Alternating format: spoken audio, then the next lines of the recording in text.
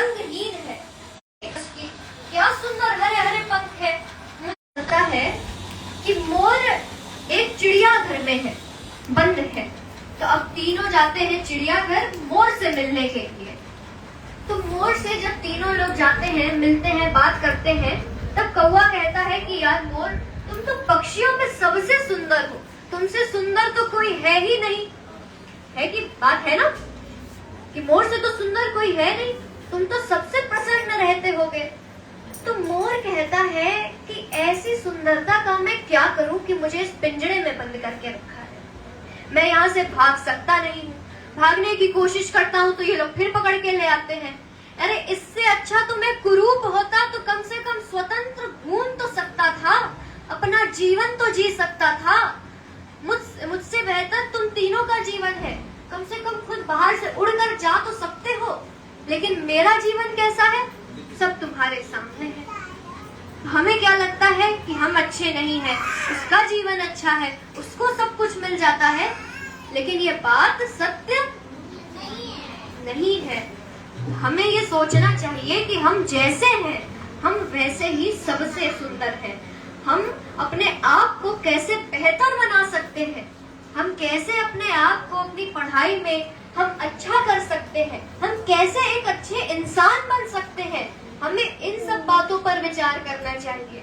अगर हम ये सोचेंगे कि ये ज्यादा अच्छा है, ये ज्यादा खुश रहता है, तो कभी हम अपने जीवन में प्रसन्न नहीं रह पाएंगे। तो हमें हमेशा अपनी आत्मा को सुंदर बनाना चाहिए, क्योंकि जिनकी आत्मा सुंदर होती है उनके साथ परमात्मा होते हैं। जिनका शरीर सुंदर होता है उनके साथ तो पूरी दुनिया होती है, लेकिन जिनकी आत्मा सुंदर है उनके साथ कौन होता है, उनके साथ भगवान होते हैं। अच्छा आप बताओ, हमारे साथ अगर हमारे जीवन में भगवान है तो क्या हमें किसी और की जरूरत पड़ेगी? नहीं पड़ेगी। तो हमें भगवान से अपने आप को जोड़ना चाहिए, हमें भगवान को जानने का प्रयास करना चाहिए। हम सब भगवान के बच्चे हैं। अगर हम थोड़ा सा भी प्रयास करेंगे कि हम भगवान से एक अच्छा कनेक्शन बना सके, तो हम अपने आप ही भगवान से इतना जुड़ जाएंगे कि हमारे साथ हमारे जीवन में कोई हो या ना हो उससे फिर फर्क नहीं पड़ेगा। लेकिन भगवान तभी मिलेंगे जब हम अपने जीवन में एक गुरु बनाएंगे। क्या बनाएंगे? गुरु बनाएंगे। अब आप गुरु किसी को भी बना सकते हैं, गुरु कोई भी हो सकता है जो आपको भगवान से जोड़े, जो हमें गलत रास्ते पर ले जाने से रोके। अच्छा एक और कहानी सुनाए आप सभी लोगों को कि गुरु हमारे जीवन में होना क्यों आवश्यक है। बताओ, सुनाओ। आप ऐसे बस हिलाते रहोगे सर, तो मेरा तो मन नहीं होगा बोलने का। सुनाए? लेकिन पहले बोलना पड़ेगा जय श्री राधे, जय श्री कृष्ण। तो एक बार की बात है, एक गैया जंगल में घास चरने जाती है। तो आराम से अपना घास, ना कुछ कहा आपने? बोलूं मैं? तो एक गैया जंगल में घास चरने जाती है, तो उसको इस बात का आभास होता है कि एक बाघ उसके पीछे है, तो वो भागती है। अब गैया आगे आगे और बाघ पीछे पीछे। तो गैया के आगे एक नदी आ जाती है जिसका जल बहुत कम होता है और कीचड़ उसमें बहुत भरा होता है। तो गाय उसमें फंस जाती है और पीछे से बाघ भी दौड़ते हुए आता है, तो वो भी वहीं फंस जाता है। तो अब दोनों वहीं फंसे।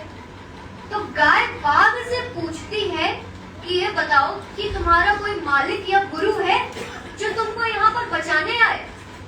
तो बाघ कहता है कि ये तुम कैसी बातें कर रही हो, मैं जंगल का राजा हूँ, मुझसे बड़ा कोई है ही नहीं, ना मेरा कोई गुरु है और ना ही मेरा कोई मालिक है।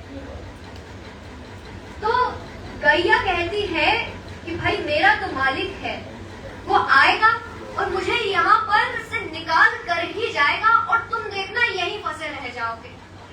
तो बाघ कहता है कि चलो देख लेते हैं कौन यहाँ से निकलता है और कौन नहीं निकल पाता। कुछ समय बीतता है, गाय जब वापस अपने मालिक के पास नहीं लौटती है तो उसका मालिक जंगल में ढूंढते ढूंढते गाय को आ जाता है और वो जैसे तैसे एक रस्सी के सहारे गाय को बाहर खींच लेता है। अब गाय बच जाती है। अच्छा, अब जो गाय का मालिक था वो बाघ को भी तो बचा सकता था, लेकिन अगर वो बाघ को भी बचा लेता तो उसकी खुद की जान का खतरा था, तो वो बाघ को वहीं पर छोड़कर चला जाता है। इससे हमें क्या सीख मिलती है? हमारे जीवन में गुरु का होना, एक मालिक का होना जो हमें ये बताए क्या सही है या क्या गलत है, जो हमें बताए कि हमें अपने जीवन में क्या करना चाहिए तो हम अपने जीवन में आगे बढ़ सके। तो एक ऐसे व्यक्ति का होना हमारे जीवन में बहुत आवश्यक है। तो गाय समर्पित हृदय का प्रतीक है कि उसको विश्वास है कि उसका मालिक उसको बचाने जरूर आएगा। और जो बाघ है वो अहंकारी मन का प्रतीक है, उसको बड़ा घमंड है कि अरे हम खुद में बहुत काफी हैं, मेरा कोई गुरु नहीं, मेरा कोई मालिक नहीं। इसीलिए भगवान पर विश्वास रखो, अपने जीवन में एक गुरु जरूर बनाओ। शांति से बैठो सब लोग, तब आगे सुनाएंगे। सुनना है?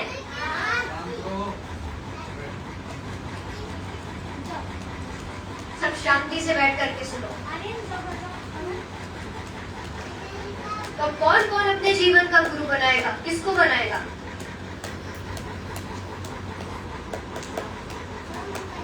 गुरु जीवन में होना बहुत आवश्यक है। अगर कोई गुरु ना मिले, ऐसा तो बहुत कम हो सकता है कि अगर आपको लगे कि हमारा कोई गुरु नहीं है तो आप भगवान को गुरु बना लो। जब आप भगवान को गुरु बना लोगे तब भगवान आपको अपने आप ही कुछ ऐसा संकेत कर देंगे कि आपको पता चल जाएगा कि आपको क्या करना है। तो जब गुरु होगा तब हम अपने जीवन में एक अच्छे इंसान बनेंगे, एक बड़े इंसान बनेंगे।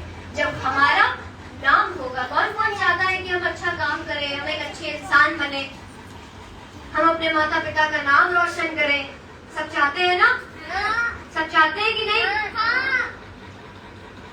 तो फिर हमें अपने जीवन में ये बात जानना बहुत जरूरी है कि एक गुरु जरूर होना चाहिए। हमारे मन में कभी कोई अहंकार नहीं आना चाहिए। अच्छा, एक बड़ी रोचक कहानी सुनाती हूँ आप सब लोगों को। एक कक्षा थी, ठीक है, इसी से संबंधित कहानी है।